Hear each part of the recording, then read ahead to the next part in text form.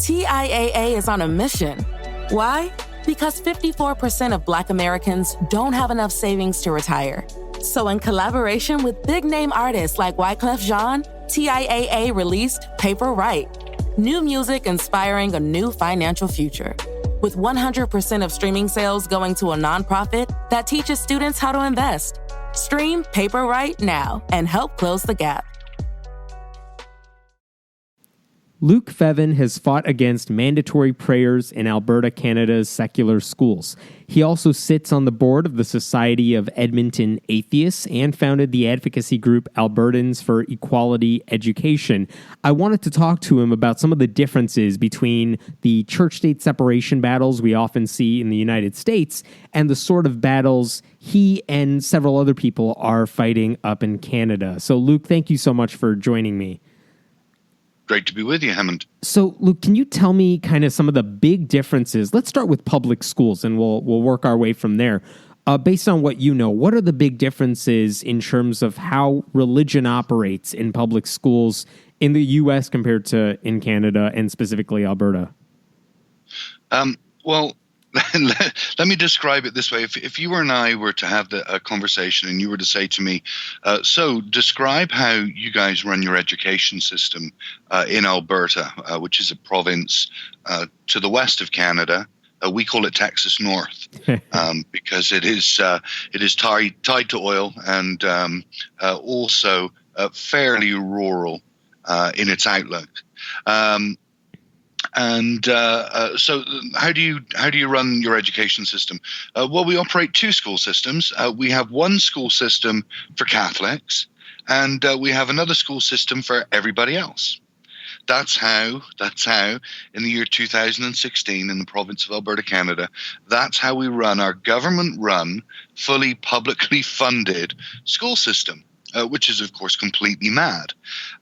Beyond that, within the public system, we actually have religious public schools, fully religious public schools, again, run by the government, fully publicly funded.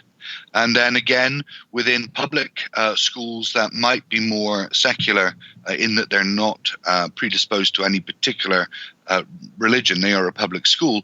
Within that, we will have religious programs. Up here we have a program called Logos, which is a Christian-oriented religious program.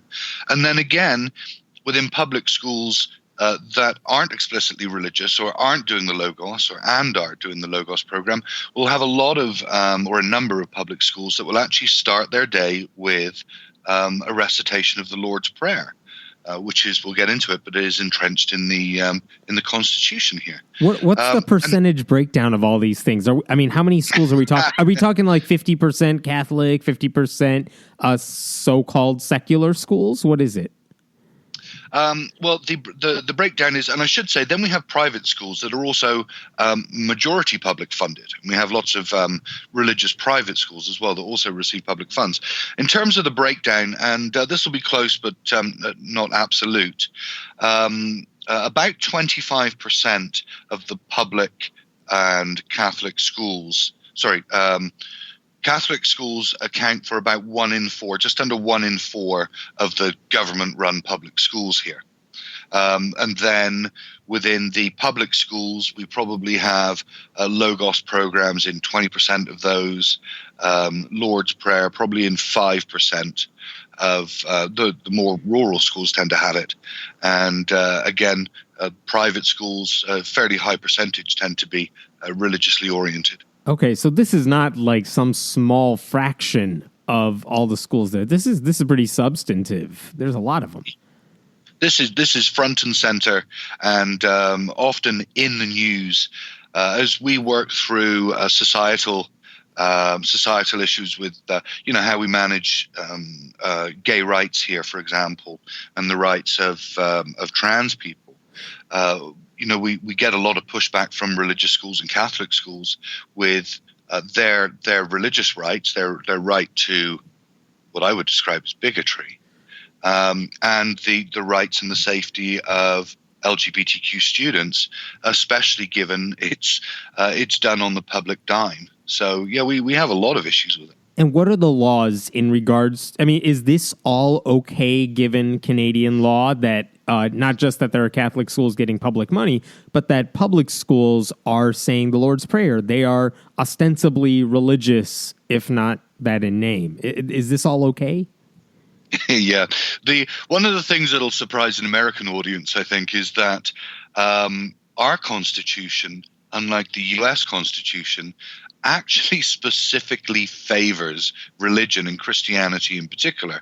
And it's been down to our Supreme Court to try and wheedle out the equality that is obviously a hallmark of a progressive society. So Canadian Charter of Rights and Freedoms actually opens with, this is the first line of the Canadian Charter of Rights and Freedoms: whereas Canada is founded upon principles that recognize the supremacy of God and the rule of law. Now, anybody involved in anything legal out there will appreciate that the preamble is somewhat toothless, but it does give some context. As to the rest of the questions, why we have the Lord's Prayer, why we have separate schools, are similar but separate issues. So if you want, I can try and blast through the world's quickest history lesson. Let's do it. Okay, so the British North America Act is actually in the late 80s, 1886, I think, which is when Canada started to get it together here. But in the West, Alberta and Saskatchewan, the province of Saskatchewan, didn't exist. It was the Northwest Territories until 1905.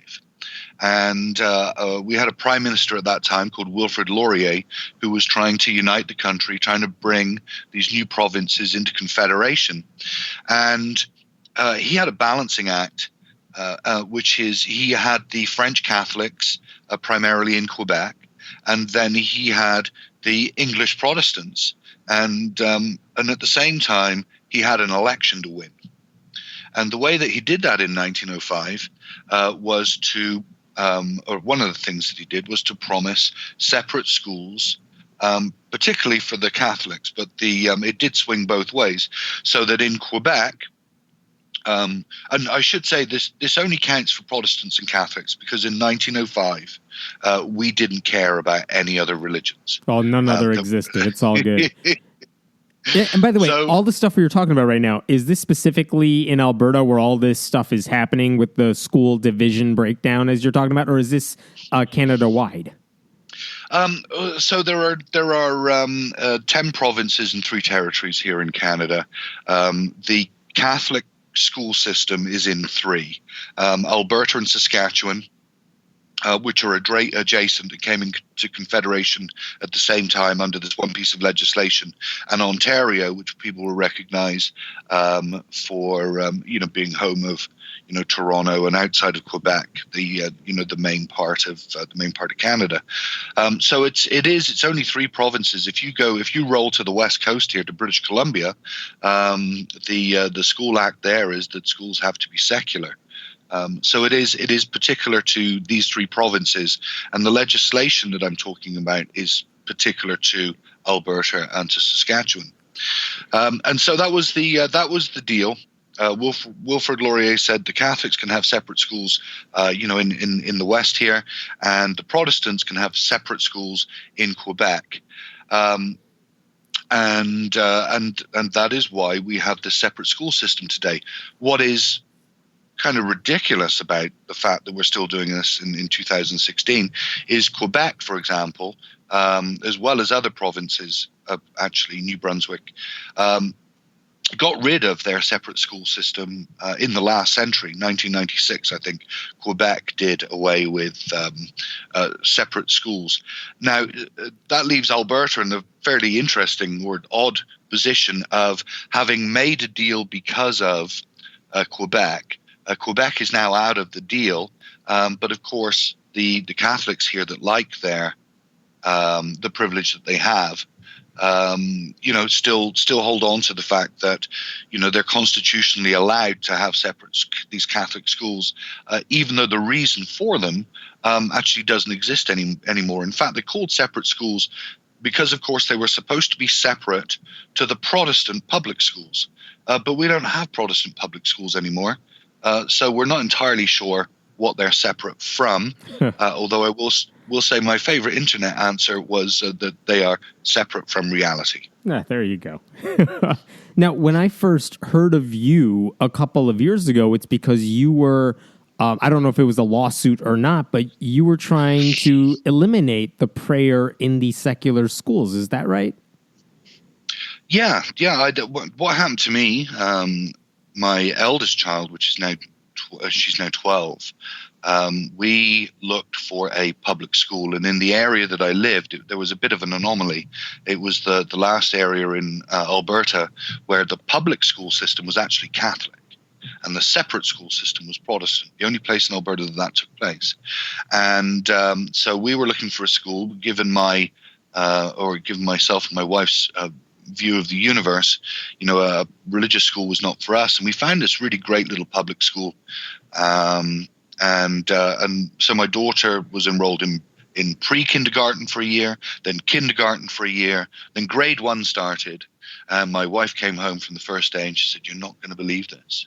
And at the beginning of every day, over the loudspeaker, over the entire school, they would play the Lord's Prayer, and all the kids would stop and recite the Lord's Prayer in some kind of surreal, Stepford-esque, spooky. It really was. It was really kind of spooky and disturbing. And so we, it's funny when you're an activist, and it's the same up here as it is down there, I suspect. When you want to speak out about religion, even when you're talking about your rights and the denial of your rights, you get real nervous because this topic has the potential to go sideways. The bottom line is we spent a few months not saying anything, putting up with our kids saying this every morning, and then feeling worse and worse about it. And then finally we said to the school, no, you know what, we have a charter right to be, not only do we have freedom of religion, but the Supreme Court of Canada has ruled that freedom of religion includes freedom from religion. And that means that you don't, it's not okay to be coerced into participating in religion. And clearly this is the case in a public school. So we spoke up. The net result is they didn't get rid of the prayer. Now they segregate the children every day into prayers and non-prayers, which is 7 years later about a 50-50 split. And the other net result is that we got run out of town. And because of that, I became a bit of an activist for this. We started looking around, and then we found out this was going on in maybe a dozen schools that we know of around Alberta, where people and kids are being forced to pray against their will, even though they have a fundamental constitutional right not to do it. And students weren't just sitting out on their own, or were they not allowed to, or they didn't even know to do it before all of this began happening? Well, we have this wonderful tradition in Canada where if you were Jewish or Jehovah's Witness, perhaps you would, as a child, you'd get up and you'd go leave the classroom and you'd go stand outside in the corridor on your own. Which that sounds like a punishment. It is. Any right-minded person. Imagine doing that to an 8-year-old or a 9-year-old or 10-year-old. It's absolutely insane. Anyway, and so in Ontario in 1988, there was actually a court case, Zalberg versus Sudbury, and the Ontario court ruling on this said, no, you can't do this. Even allowing someone to exempt themselves from doing the prayer still doesn't fulfill the need to be free from religion, because, and they actually ruled on 3 counts. They said it was coercive because, of course, any kid's going to want to stay with their friends and not be the lemon that has to get up and walk out in front of everybody. That it stigmatized children that didn't participate, which is exactly that point. And then thirdly, it actually forced families to self-identify their religious beliefs. You as a family should not be forced to out yourself as being Christian or non-Christian just by attending your local public school. The following year, the British Columbian Supreme Court adopted that ruling in its entirety, and all of Canada stopped doing it. At the end of the 90s, 10 years later, in another province here, there was another Queen's Bench ruling that also said the same thing. So every single ruling that we've had on this issue in Canada has all said that doing this, segregating children based on doing the prayer and only doing the Lord's Prayer, because the Lord's Prayer is the only thing that is constitutionally protected, denies non-Christians their charter rights. Yet here in Alberta, despite the fact that the school boards know and the people know, people's neighbours know that if we do this, we're denying our neighbours their charter rights. There is a loophole in the law that allows them to still do it. And what is frightening, what is absolutely disgusting, is that people go, you know what, we like our unfair privilege more than we care about fairness or freedom or equality in our community, and we're still going to leverage it. And it's absolutely mad. And the situation now is what? The kids are not kicked out of the classroom, but instead what? They can just remain in the classroom seated, not say it at all? 'Cause are they saying... Well, it varies, Helen, because we have multiple school districts and individual schools within each of those districts, and because our education minister here is afraid to act because no elected politician wants to take on the religious groups. What we have is we have to fight this fight every day. It's like Groundhog Day or whack-a-mole. We have to fight this fight every day in a new school. We don't have in Saskatchewan. We actually did have a couple of school boards that took a school board level decision to not do this anymore, and that was fantastic. Here in Alberta, we actually have had to fight it on a per school basis. They're letting the principals decide. So we have some schools where they segregate the kids. We have some schools where they just do it. Everybody does it in the gym every morning, every kid. Well, we know, not every kid there is a Christian. We know that. But every kid in the school is reciting the Lord's Prayer every morning. We have other places where they segregate the kids. So in the morning, the prayers go to the praying rooms and the non-prayers go to the non-praying rooms. This is how we run public education, right? This is absolutely mad. And then we have schools where, the kid can just sit there in his chair or has to go outside. And can I just say, this is how bad it is. And this is what pees me off about the fact that when governments don't act, regular people have to stand up for their rights, and regular people pay a price when politicians don't have the balls to follow through on this. There was one young lady, a single mum, down in a town called Tabor, southern Alberta here, and her child was actually publicly told off for not reciting the prayer in her classroom. She complained. And the net result is that single mum, that kid, they were driven out of their hometown by the crap that followed the fact that her child had been publicly told off for not reciting the Lord's Prayer. And that is not the only case of it. It really is quite upsetting when you see the price regular people pay for this. So this is still an issue that is affecting students today, even though this battle has been fought many times before. Yeah, yes, it is. The current state of play, to wrap up the Lord's Prayer topic, is, this goes on, and we think probably still a dozen schools here where people want out or they're having their charter rights denied.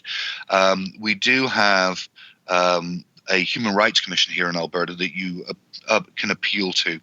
And we have two cases in two separate school jurisdictions where human rights complaints are pending.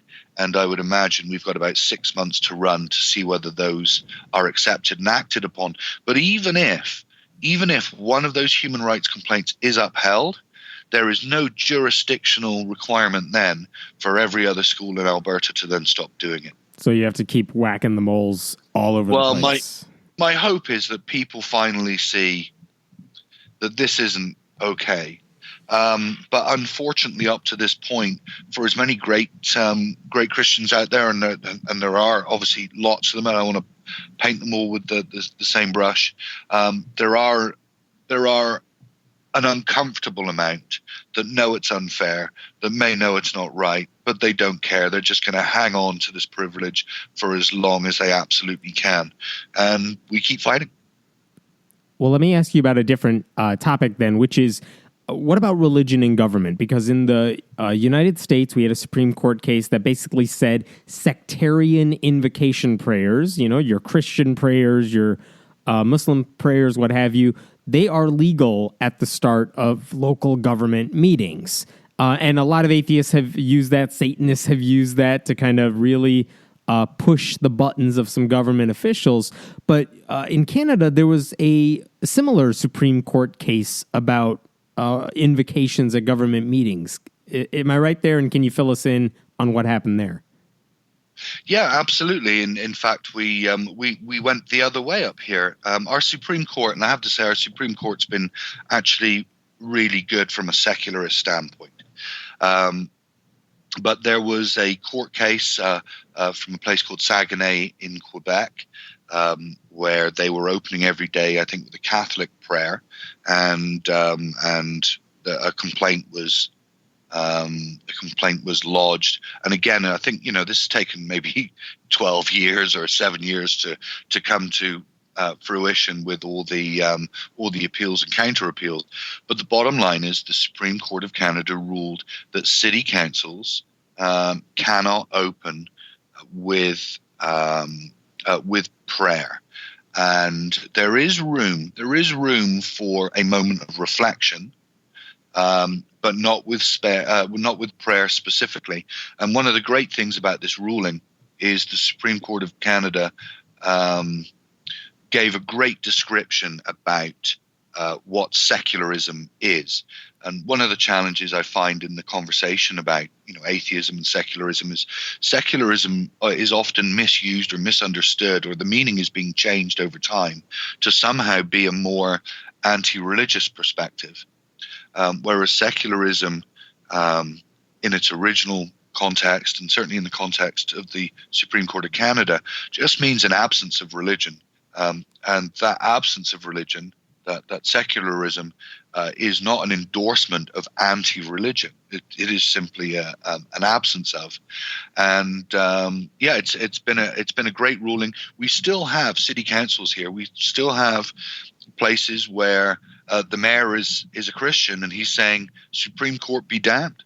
We're going to do it." Once again, some poor member of public is going to have to stand up, pay a price, and have friends turn against him, and get beaten up on social media and all this kind of stuff to stand up for a right, because some Christian mayor in some town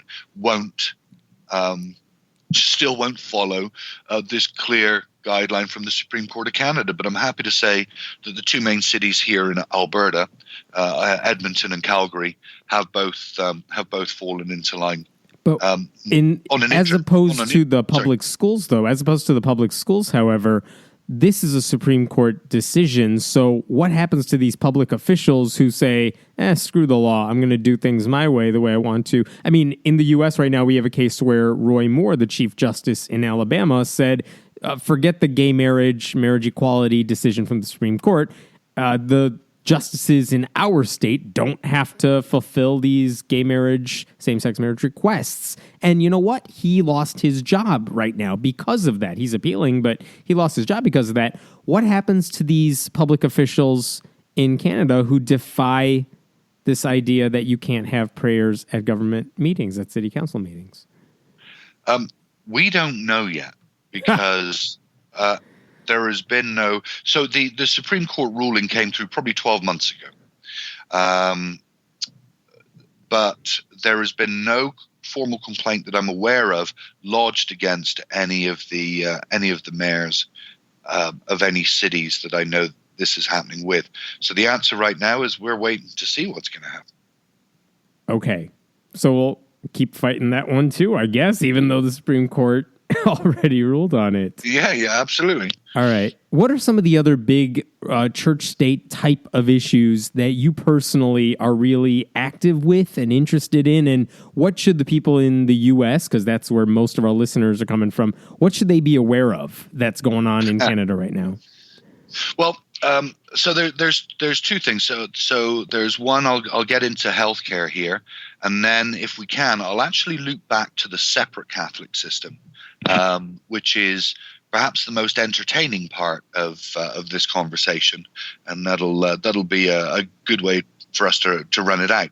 All right. The healthcare system here in Alberta also throws up some problems with the Catholics. We have a number of Catholic hospitals here. So, for example, in the city that I live just outside of, Edmonton, 90% of the hospitals that provide palliative care here are Catholic hospitals. Now they receive the vast majority of their funding. 90-odd% of their funding is public funding. These are public hospitals, but through a historical anomaly, are Catholic. The buildings are funded publicly. It is in everything other than name. It's a public hospital. And again, the Supreme Court ruled very recently that I, as a Canadian, I have a right to assisted dying. And but the problem is, because 90%, and I don't get to choose which hospital I go to. If I'm lucky enough to get old and I become frail and I collapse and they whisk me off to hospital, I don't get to choose, but I have a 9 in 10 chance of ending up in a Catholic bed, and I will be cared for based on Catholic traditions. And that means that even though it's a publicly funded hospital, they will deny me assisted dying, which is a Canadian right, according to the Supreme Court of Canada. And we had a really horrible, horrible example of the failure of this, because they'll say, no, it's all fine, we'll transfer you, we'll take care of it, we'll do all this stuff. But in the real world, we had a case. Before you go to that, I mean, just to be clear here, if you go to a Catholic hospital, the Canadian law now says if you're, dying of some incurable disease and you are of a certain age, you're a Canadian citizen, you're not going to get better, there's no cure for this, you have a right to ask the doctor to help you die on your own terms. And the doctor is, in most cases, in theory, able to help you do that without being punished for it. But you're saying at these Catholic hospitals, which is the majority of these hospitals in Alberta, the doctors are not allowed to help. Yes, it's not just that they're not allowed to help. I mean, they tend to be Catholic doctors, and so they won't help. Now, I should say, nobody here is suggesting that a doctor that does not want to participate in assisted dying, any more than a doctor that does not want to perform abortions, should be compelled to do so unless there was, the life of a healthy person. Sure. But you're saying there are some doctors at Catholic hospitals who may want to help, but they're forbidden from doing it at these hospitals. That's correct. And the only option then, you're saying, is for these patients to be transferred to a secular hospital. That is correct. And there was reported just only 2 weeks ago out of BC the most horrific story of a gentleman who endured for the last 2 days of his life the most excruciating pain, physical pain and suffering, and mental pain and suffering, and his family dealing with that because what should be a publicly run, publicly funded hospital refused to give him a right that the Supreme Court of Canada says he has, and they had to transfer him, and it went horribly, horribly wrong. And I think I remember that story. He had to wait hours and hours before they could even transfer him. And then the ride was really horrible too, bumpy and stuff, only exacerbating the pain. And they messed up with the painkillers. Oh my goodness! It was the whole thing was horrific, Kevin. Okay, so this is an issue that's going on right now. And is there any sort of legal proceedings to compel these Catholic hospitals to change what they're doing? Can you even do that? What's the alternative here? Well, and once again, it's put on the regular person. The first thing I'll do is point people that are interested in this issue in the direction of dying with dignity up here, and that would be the go-to place for resources on this. Again, the government here doesn't want to touch it. Same with the Catholic schools, Catholic hospitals. The government does not want to get involved, but clearly something has to be done.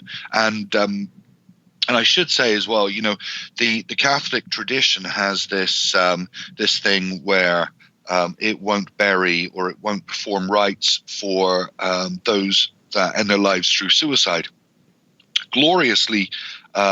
Glorious timing that right after this gentleman died and went through this, the day after the bishops here announced that they would not provide funeral services for people that participated in assisted dying, and worse than that, actually suggested it was okay for the family of these people to lobby the dying to not go through this. And can I just say this once again, this glorification of suffering makes me so angry. I'm not entirely sure what your language requests are for say whatever you want. Say whatever you want. But I mean it does. I am so fucking angry at the pain and suffering that people go through. Now we have people that want to take an assisted dying option. And they're being compelled or coerced to hang on and suffer so that they can actually have a Catholic funeral. And you mentioned this glorification of suffering, which is an interesting way of putting it. But this idea that Catholics oppose suicide, so they'd rather see you basically tortured as long as your life will permit, because that's better somehow. Like, it doesn't make it. It's not common sense. That's dogma for you, right? Absolutely. I mean, I have nothing to add other than that's just awful. This is where this is where I wish we could be humanistic and use logic rather than dogma because of the price that people pay. So I'll skip through a couple of other just minor irritations in the government field here. So shout out to the Society of Edmonton Atheists up here. Absolutely fantastic atheist group, and does a lot of good stuff out there. We're not a huge group, but man, do we punch above our weight. We got a really dewy president up here. You met Karen, absolutely wonderful lady. And so I'll give you an example. A few years back, we had a year where our group volunteered on a flood cleanup. We got involved with Habitat for Humanity and Cancer Weeks and blood drives and food donations, charity donations, River City cleanup and highway cleanup. And man, we did all this stuff and we punched above our weight. It was a group to be proud of. It was a period of time to be proud of. And so we applied to the AGLC, which is the Liquor and Gaming Commission here that looks after liquor and gaming. And we have a thing here where off the back of gambling, the proceeds from gambling actually go back into charities and to doing good back into society. So you can, if you're a non-profit, you can apply for what we call casino funding. Okay. And so we applied for casino funding and we were denied. And technically, they were right to deny us because you kind of have to do one really good thing in one area to qualify rather than doing lots of good things in lots of areas. So it's an irritation that we didn't qualify, but that's the correct interpretation of their rules if that's their rules. But here's the kicker. In going through this, I tell you what, you do qualify for casino funding for. And by the way, casino funding, we're talking about up to $70,000 every couple of years. So this is not an insignificant sum of money for a nonprofit organization. If you provide a course in religious instruction or you provide a place of worship, the Alberta government, via the AGLC, will give you casino funding. But if you're the Society of Edmonton Atheists, knocking your little selves out to, try and help out there, you don't qualify. So again, it's one of those one of those irritations, this leftover privilege, from decades and centuries back. And you said there was one other thing about the school system, the Catholic school system. Yeah, so let's get back to the Catholic school system. It is absolutely mind-blowing that we go through what we go through with this system, and it continues to be publicly funded. So once again, I just want to make sure everyone clearly understands that these hundreds and hundreds of schools, they're all owned by the government, so they're owned by the public. They're all 100% funded by the public. And first of all, they actually operate outside of the constitutional requirements that allowed them to exist in the first place. I won't get into boring details, but the bottom line is there's one section in the Constitution says, hey, you have this right to separate schools if you're the minority between Protestants and Catholics in a given area.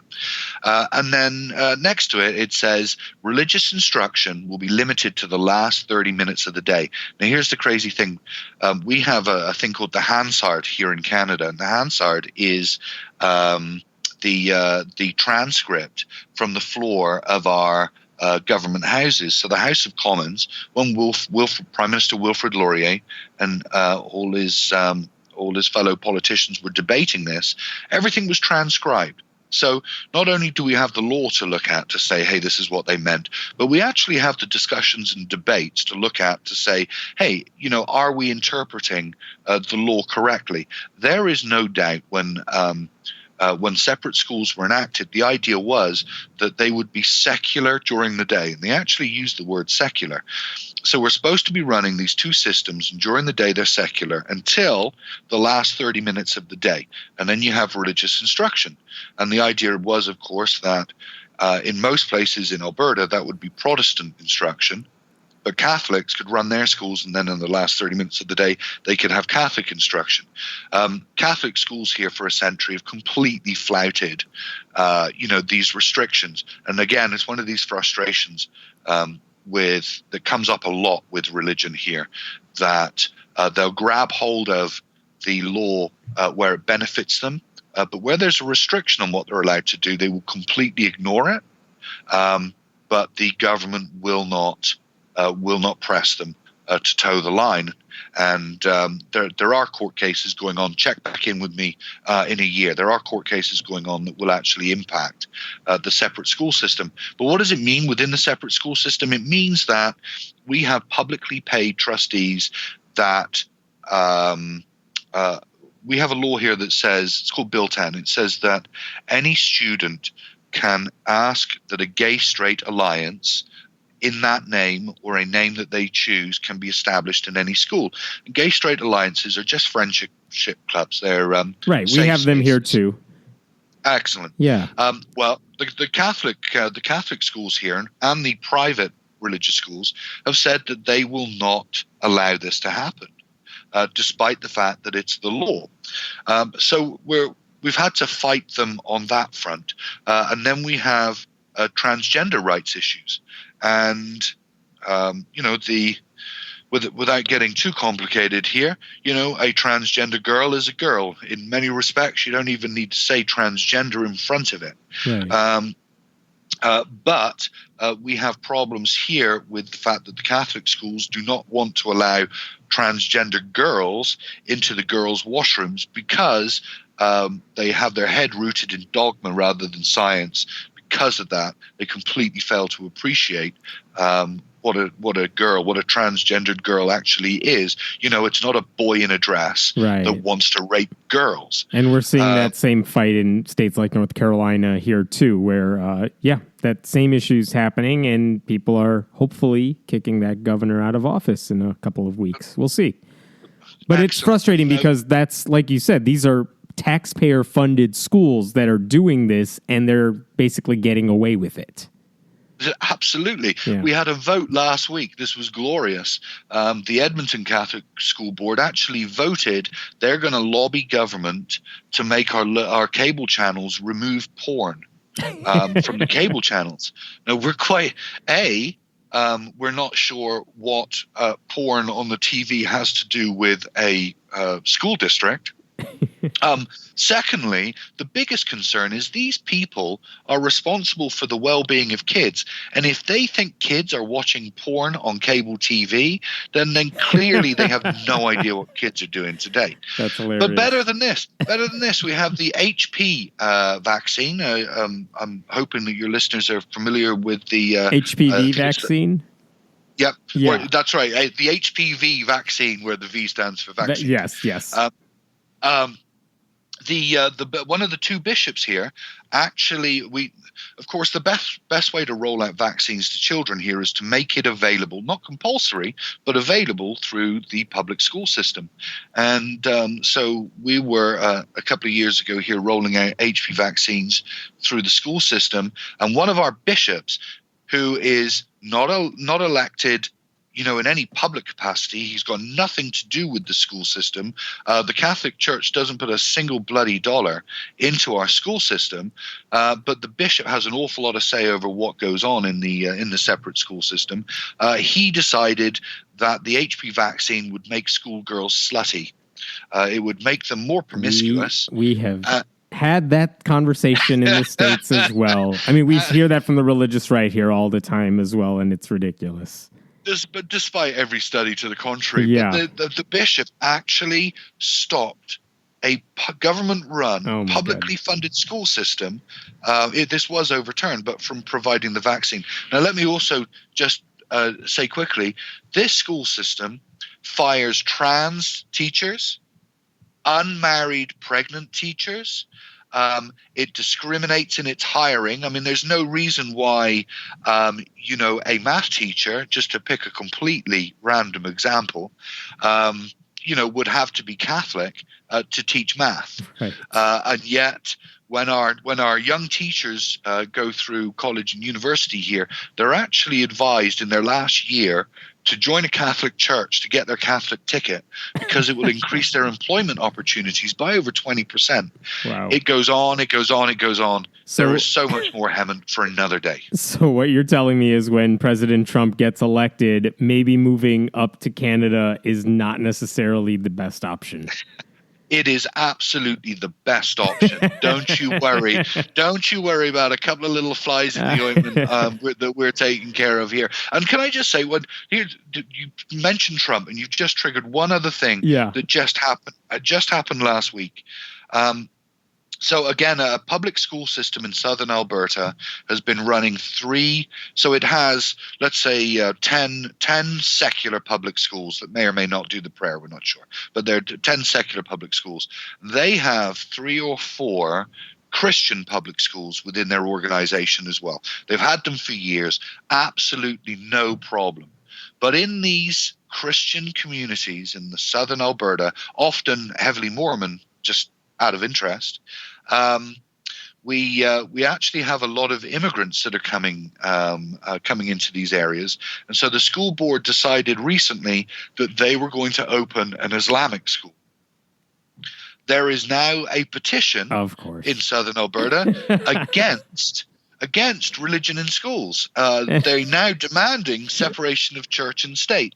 And really, what I would finish off with on this issue about religion in schools is it's a big lie.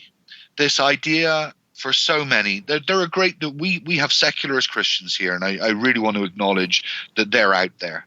But this idea a lot of the time that people are saying we want freedom of religion. Right. It only extends to what they believe and no one else. Absolutely. Yes. And the moment someone else comes along, especially one of those, those scary Islamics, that's Islamist, and all hell breaks loose, and all of a sudden we want separation of church and state. Well, Luke, thank you so much for joining me. What's the best way for people to get in touch with you? I am According to Luke, and that's the number 2. So you can find me at According to Luke on Twitter, According to Luke on Facebook, and I'm also out there on YouTube as well. Excellent. We'll have links to all of those in the show notes. Thanks for enlightening us. I really appreciate it. Thanks for your time, Hammond.